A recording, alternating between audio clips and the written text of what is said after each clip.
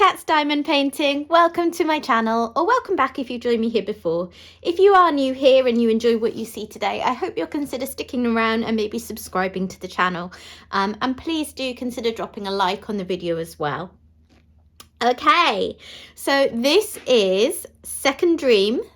I'm here today to do a post review of this diamond painting, which I completed a couple of days ago. It was my 30th ever diamond painting completion in a little less than 2 years of doing this wonderful hobby. And yeah, what can I say about this one? It was stunning. So it's taken me a couple of weeks. I started it on the 10th of February. I finished on the 28th of February, but there were a few days in that where I was away or busy and I couldn't diamond paint. So I'd say all in all, it took a couple of weeks. So let's take a look.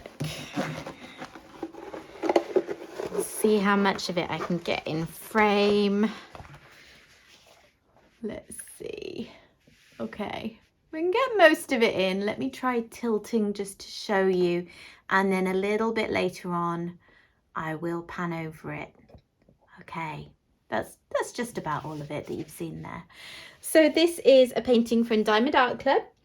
As I said, it's called Second Dream and the artist is Andy Russell. It is, of course, legally licensed artwork coming from Diamond Art Club. And it's 73.7 times 55.8 centimeters, which puts it in the kind of medium size in terms of the diamond paintings that Diamond Art Club tends to offer. It's got round drills, which I think has been a great choice for this painting, as I'll get into further on. And I genuinely have to say this is one of my favourite diamond paintings I've ever done. I cannot stress enough how much I would recommend this diamond painting to anyone who's looking at it and thinking they might quite like it. It's essentially a landscape, yet it's worked up very quickly because there's a lot of colour blocking and it's different. It's got this dreamlike, whimsical quality to it, which is just, it's so unique. I really, really love it. So, what can I say about this? The pros, if you like, I mean, there's loads. As I say, I loved it. It was the first painting that I ever had that had the new super soft backing of Diamond Art Club. They've always had, or at least they've always had whilst I've been buying from them, these, sorry, I'm just picking a bit of fluff off the back there. These very soft backings. I think they call it tarpaulin, and it's a really nice, soft, flexible canvas. Lost track of my words for a moment there. But around the time that this one came out, which was part of their Black Friday releases in 2022, they announced as part of that some of those canvases would have their new extra soft backing. And this one is definitely one of those, because this one, as soon as I took it out of the pack, it was just lovely. And it's one of those things, it's just, I mean, it doesn't affect the diamond painting experience as such. Well, the malleability of the canvas does, if you're someone like me who works on an easel, but the backing doesn't. But it's just, it's a nice added extra and a kind of a mark of quality that I personally really enjoy. I love the colours in this painting. It's got 53 colours, so there's a fair amount of variety in here, considering how much of it, when you look at it, is dark blue or green or so on. And that's just, you know, it's wonderful rendering of shading that really gives it lots of depth. The drill quality was great. Not much trash at all. I've just got this little pot here, which isn't too much, particularly given how fussy I am. So anything that's got a hole in it or a tab will go in here. Also, just the random ones that I drop in my working area and then put down also go in here. So there are less actual reject drills than it looks like. But I mean, I don't think that's too bad at all for a painting this size. And they were so pretty and sparkly. I say this every time I work on Diamond Art Club rounds, because my personal preference is for squares. However, Diamond Art Club rounds, if I like the painting, I will buy the painting in rounds, because they just work up so beautifully. They have these lovely resin drills that they started to produce in about 2021. that are just, they've got all these facets on them and they're just so sparkly. They catch the light. And I think that even though I prefer squares, rounds were absolutely the right choice for this painting, because I'll see if you can kind of catch a glimpse of it if I move this around. I'll also put pictures up of it later that show better, but all this dark, very dark blue sky, it's so shiny. It catches the light beautifully, and that's a mark of the quality of the drills, really. What was that I felt loose there? Is that a drill that's come off somewhere, or one that I've just dropped on it? More likely to be one that I've just dropped on it, because I do that a lot. I'm clumsy, but I will check over it afterwards to make sure. I've never had drills come off Diamond Art Club canvases, so I'd be surprised. I also wanted to comment on the use of ABs in this canvas, because they weren't, when I was kitting up, it wasn't like there were loads and loads of ABs. There weren't huge bags of them or anything. And yet when I was working on it, they seemed to be everywhere. So I'll pick them out, particularly when I pan over this in a bit. But all of this section here is white ABs. So there's loads and loads of white ABs multi-placed here. Some green here, lots of blue in the house and red in the roof, and then blue up in the sky here. So yeah, there weren't tons of them, and yet it seems like they're everywhere. And it really, really adds to the piece. They just accent it beautifully. You know, everywhere you look, there's ABs. I think this corner with these flowers is one of my favourite bits. And there's blue ABs in there, which hopefully you can see.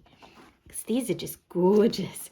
There's about 1, 2, 3, 4. There's probably 6 or 7 shades of blue in these flowers to give this depth.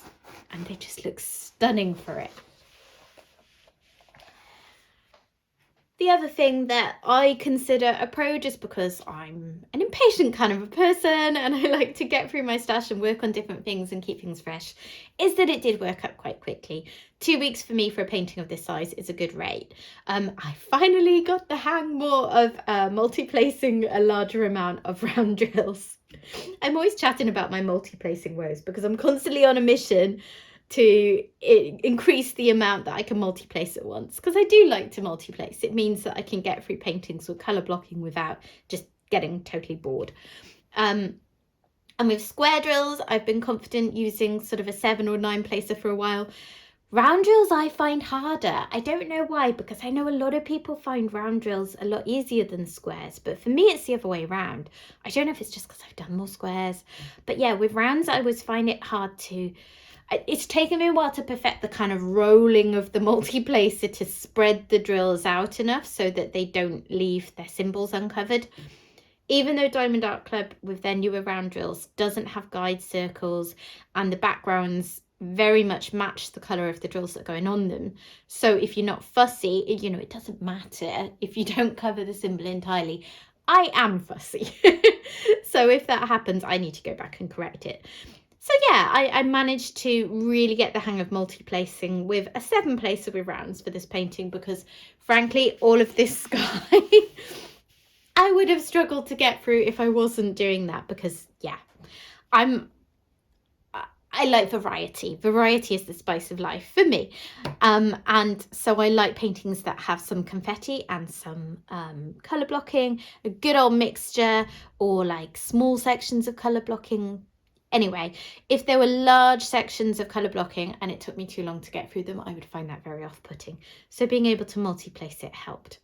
But it is a big pro for people who maybe like landscapes but don't like the fact that they're full of confetti. There is confetti in this painting, which I'll get on to. I'm not going to lie, the edges in particular are quite confetti heavy, but it is balanced. You know, you could, I mean, I like to work row by row, but you could maybe work on a colour blocking section and then a confetti section to break it up. Anyway, cons, let me see, there aren't that many. There was one colour which was 994 5, this arrow, and I will tip some out into a tray to see if you can see what I mean, but I'm not sure it will be obvious. Let me have a go. But yeah, that colour, whenever I tipped it out into the tray, I felt like there were maybe 2 colours mixed in there, like 2 very close colours, or actually because they were so close, possibly 2 dye lots. I'm not sure if I'll be able to get it to show in the camera because it was so subtle. It was only something that I could really see under the kind of bright light that I'm working with. I'm not sure. Maybe you've got better eyesight than me and you can see. I can spot a couple of slightly different ones mixed in. To be honest, it wasn't a big issue. I used them all, and once they're placed on the canvas, it's such a subtle change that it didn't really bother me. I think it was just that a couple of dye lots had got mixed up together, and that's all it was. So that was one thing where I'm just being really picky just to give a bit of balance, because honestly, you know, I can mainly only say good things about this canvas. One other thing, I wasn't necessarily wild about the rendering of some of these smaller trees. That's where the fact that it's in rounds maybe is just slightly to the detriment of those sections, because squares would have given them a bit more definition, because squares are smaller, so in the same space you can just get a little bit more definition. Like these ones here, they like up close, they look a little bit random, and this bit here. But of course, diamond paintings are not supposed to be viewed up close. And where you're viewing it through the viewfinder of the camera, you have a bit more distance than me. So hopefully you can't even really particularly see what I'm on about. And it is really important to caveat my very slight sort of complaint there with the fact that you shouldn't be looking at it that close anyway. And of course they are small, they're in the distance. So yeah, I'm really being picky basically. The trees, this isn't really a complaint about the painting, this is just a comment on my experience. This section here was the last bit I worked on. These tree bits were very confetti heavy, and it was lots of shades of green, and yeah, it wasn't the best section to finish with. I think I took a picture of how it looked when I'd only placed a few drills on, so I'll try and put that up here now if I have. But yeah, that was just not the most fun way to finish the painting. But it obviously adds to the finished product, because trees are always going to be rendered with confetti unless they're not rendered very well. And the other thing I was just going to say was I was surprised by how low a few of the colours ran. Now, I think this might be a feature of just the fact that there were lots of colours in the painting that there wasn't very much of them anyway. So if there weren't very many of them in the first place, there's obviously not going to be loads of spares left over, given that most companies work on a basis of adding X% of drills as spares for, you know, any mishaps and trash drills and that kind of thing. So yeah, it's probable that the colours that I was a bit, am I going to run out of them? They were just ones that there were never going to be that many of them. But it gave me pause on a few of them. Am I actually going to get to the end without running out? See, that one's relatively low. That one is got quite low. A lot of these are colours that I have in my stash, so I knew that I would, my stash of spare drills that is, so I knew that I could get spares easily if I needed them. And again, this is just me being super picky, because at the end of the day, I didn't run out. So they obviously did judge it perfectly. And if you look at some of the larger colours, like there's loads and loads left. That's probably most of a full bag of drills. So I'll just put this to the side, and then I'm going to pan over this painting. That's me just bashing the drills into my light. I'm going to pan over this painting so that you can see it in a bit more detail.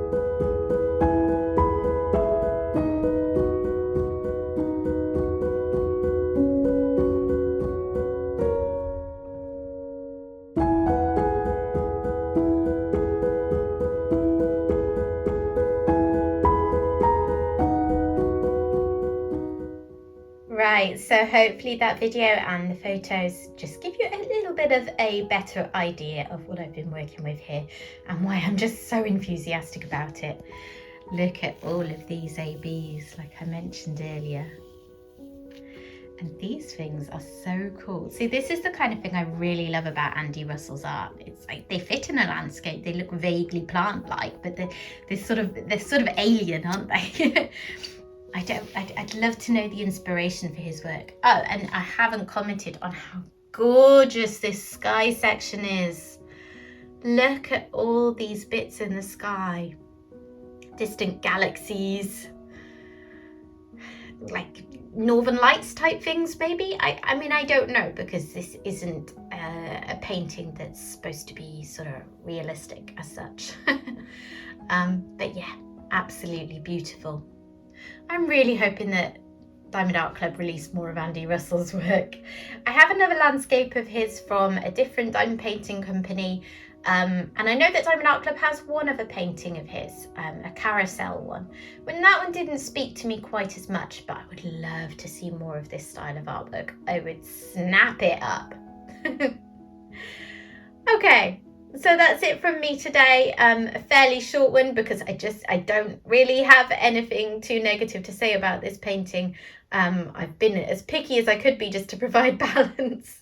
But honestly, it was just a really, really great experience. And I thoroughly, thoroughly recommend picking up this painting if this is your sort of thing. Okay, I will see you next time. Bye-bye.